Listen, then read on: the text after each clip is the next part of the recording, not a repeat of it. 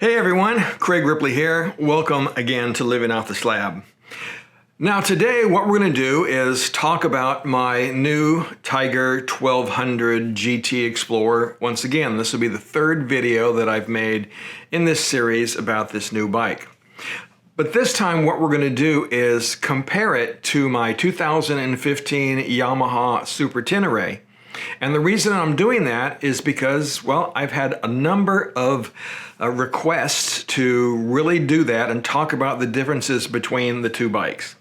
Because when I did my videos on finding that new bike and then review of how the bike did going to Alaska, that is the Super Tenere, well, I got a lot of people that ended up buying the Super Tenere because of that review. So they asked me to go ahead and compare and contrast the two bikes. So that's what we're going to do today. So first, let's talk about the engines in these two motorcycles. The Yamaha Super Tenere has that parallel twin, and it puts out about 110 to 112 horsepower and about 84 foot-pounds of torque. The Tiger has the inline triple that puts out 148 horsepower and about 96 foot-pounds of torque. So the Tiger definitely has the edge on power. Now I think the two bikes have a similar kind of feel, especially down low in the power band. They have that kind of grunty, torquey power, and they have a lot of engine braking force, right, that comes with those inline engines. Right, so they feel kind of similar, again, kind of down low in the power band. Now, of course, as you climb through the rev range and you get up around that 5,000 RPM range, that's when both of the bikes really come alive, and that's when the Tiger here really shines, right? All of that extra horsepower, well, you can really tell it. Another thing that the Triumph has over the Tenere is that this engine is a much better sounding engine. Both the engine itself and the exhaust note on this bike, again, sound much deeper, much more rich, right? The Tenere has a tendency to have that kind of whining, clanking sound that you learn to love if you're a Tenere owner, right? But this engine does sound, said, much, much better than the Tenere's engine.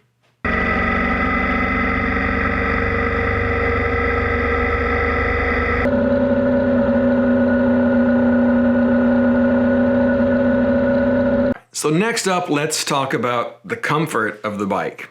Now, out of the box, I have to say that the seat and the riding position on the Triumph are better, again, in the stock setup than the Tenere was, again, stock right off of the showroom floor. After I did some modifications on the Tenere, that is to bring the bars back and up slightly and change the position of the seat so it doesn't slide you forward anymore. I did the seat fix, adding the bumpers in front that raise the seat up in front. And also I had some custom work done on the saddle, adding a little bit of width to the rear of the saddle, narrowing it in the front, and then adding a gel pad. And once I did that, the Tenere was extremely comfortable. And with those modifications, it's more comfortable than this bike is off of the showroom floor. I may end up doing some of those same modifications to this bike. We'll see. I'm going to put some more miles on it first, see how it does. The saddle here is pretty comfortable. It doesn't slide you forward or anything like the Tenere's did, but after a couple of hours, I can feel it. I have to stand up and start squirming around a little bit, take a break, and so forth. Now that is about the time I take a break anyway, so things seem to be working out. But again, we're going to put some more miles on it before I decide whether I want to swap out the saddle and look in to see if I can change the bar position. So next, let's talk about the suspension on the two bikes. I never had any problem with the Super Tenere suspension. I thought it did just fine. I really liked the electronically adjustable suspension. You can adjust both damping and preload on that bike and fine tune it a little bit to your needs. And it always, again, just worked just fine for me. I never had a problem with it. Now, as far as the Tiger goes, it has a much more sophisticated suspension system. It has the Showa semi-active suspension on it, and what that means is that you get to choose the dampening setting that you want, and then the bike takes care of the preload for you. So I get on the bike, or I have gear on the bike senses the weight. Once you're moving, by the way, you have to be moving for it to do this, then the bike will adjust that preload to be optimum for the weight that you are carrying. And that goes for when you have a passenger on as well. Now you can set the dampening that you want. There's comfort, normal, and sport mode that you can change. Sport, of course, is a little bit stiffer suspension, right? So if you want to have a more spirited ride, you would do that. I'm riding around, quite honestly, in comfort mode right now because most of the time I'm just on my back roads cruising here around New England, and it's working extremely well. It really handles our rough pothole-strewn roads around here quite well. So the suspension on this bike is just a notch above what you can find on the Super Tenere. All right, next up, let's talk about handling. And again, both bikes, I think, handled very well. I loved my Super Tenere, how it handled. If anything, it might have oversteered just a little bit. But again, you get used to it really quickly, and I, again, never had any problem whatsoever handling that motorcycle. Some people criticized it for being a little bit top-heavy. Again, I don't know. I never felt that. I just got used to how the bike felt, and it did everything I ever asked for it. Now, this bike as well is extremely well balanced. They have reworked everything in this new frame for 2023 to move the engine forward and down lower and give it a lower center of gravity. It really just handles well. I have had no understeer or oversteer on this bike so far. I just point it in the direction I want it to go, and it seems to do that, just what I want it to do. So again, I'm really pleased with it so far. So it's really close. Both are great handling bikes, maybe give slightly an edge to the Triumph here on handling. One of the places where the Triumph Tiger Explorer really shines is in the electronics package. The Yamaha Super Tenere has a very basic package. That is, it has ABS, but it is not adjustable and you cannot turn it off. The traction control on the Super Tenere has two modes, that's 1, 2, as well as an off position. The Tenere also has two riding modes, and that includes touring and sport. On the other hand, the Triumph Tiger GT Explorer has cornering ABS that is fully adjustable. You also have cornering traction control that is again adjustable. You have hill start mode or hill start control, as well as you have three riding modes for rain, road, and sport. As far as the instrumentation on the two bikes, the Tenere again was a very rudimentary layout as far as the instrumentation goes, right? It worked, gave you all the information that you needed, but again, it was pretty rudimentary. This bike has the beautiful big TFT screen and gives you all of the information right there on the screen. Very easy to read, at least the basic information. Right, you get your, of course, speed, your gear indicator, and your RPM range all right there on the same screen. Again, very easy to read. It also gives you a clock and a temperature setting. Again, easy to read right there on the motorcycle. My problem with this bike and its instrumentation is that they bury a lot of the functions that I really like to use while I'm out there touring. For example, if you have your trip meter set and you want to know how far you've gone on a tank of gas, well, that doesn't show up on the screen very easily. You have to go deeper within the menu system, right, to get to it. So that's a bit of a pain in the butt.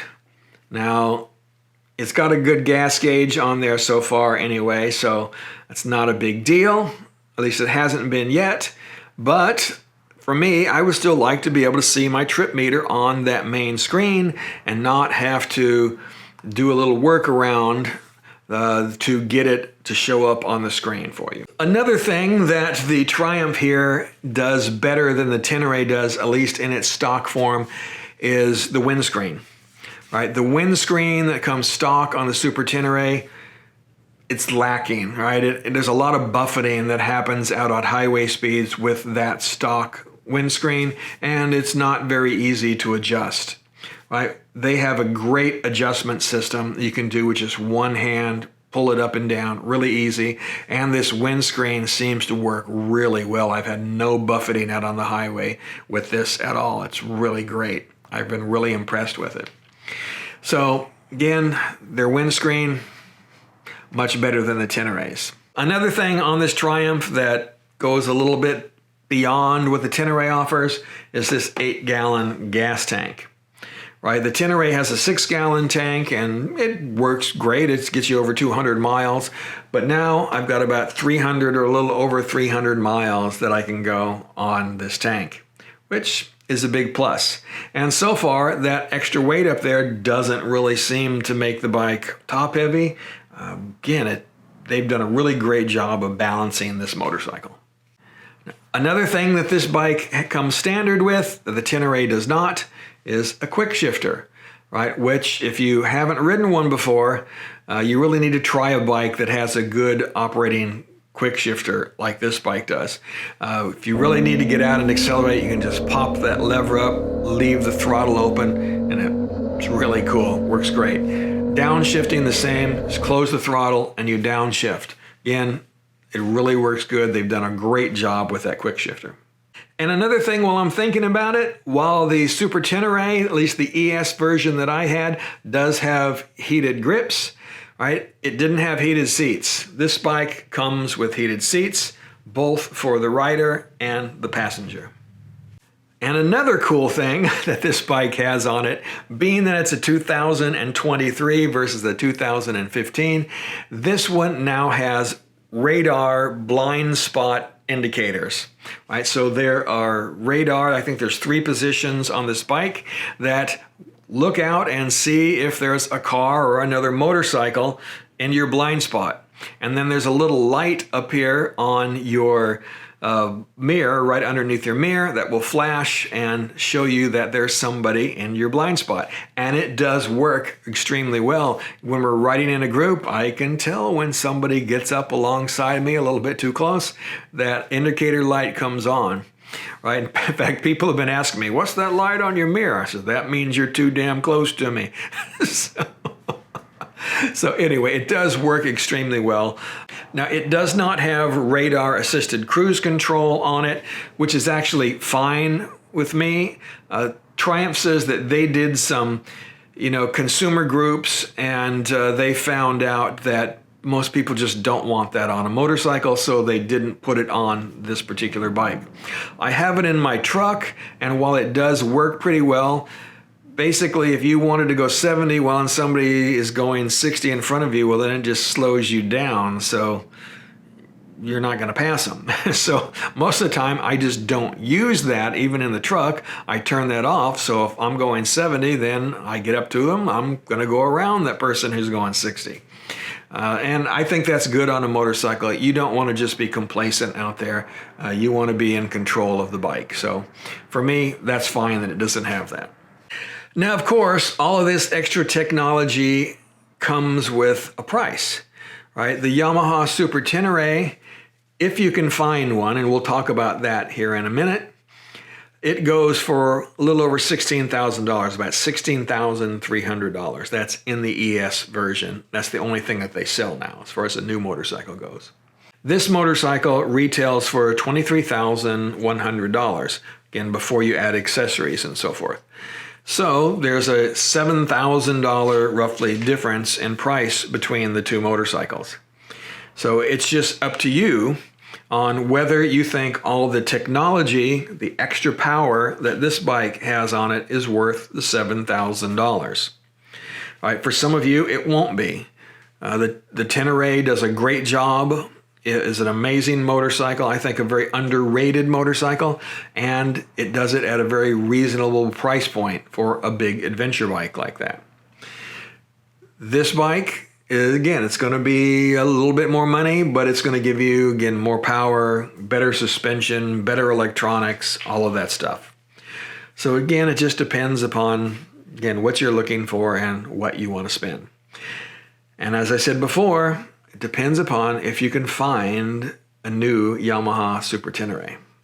Now, of course, the one thing that we haven't answered on this bike is reliability. Is this going to be as reliable, and is the cost of ownership going to be as good as on the Yamaha? And I hope that it's as reliable. I imagine it's going to be a little bit more expensive to maintain than the Yamaha. But it does have a long service interval. It has a 10,000 mile service interval on it. You have to do the valves every 20,000 miles. The Yamaha, you had to change the oil every 4,000 miles and do the valves at 26. So I think things will probably work out to be pretty close. This will probably be a little bit more expensive to maintain, but I'm hoping that it won't be outrageously more, like the BMW was, for example. Again, we'll see. That's all relative and depends upon how much work I can do on my own. As far as reliability goes, well, I've talked to other folks that have owned Triumph, and they have all been very satisfied and said they had no major problems with it. My buddy Peter, who rode his to Alaska, has it, and then also my friend and mentor Ken Condon, he has one, and he has been very happy with his as well. So I've got some good reviews from them. Again, I know some other folks that have them, and again, everybody says that they really loved them and had good experiences with them. So I'm hoping that is the case. I'm looking forward to that being the case. And as I said previously, I'm looking forward to putting a lot more miles on this bike.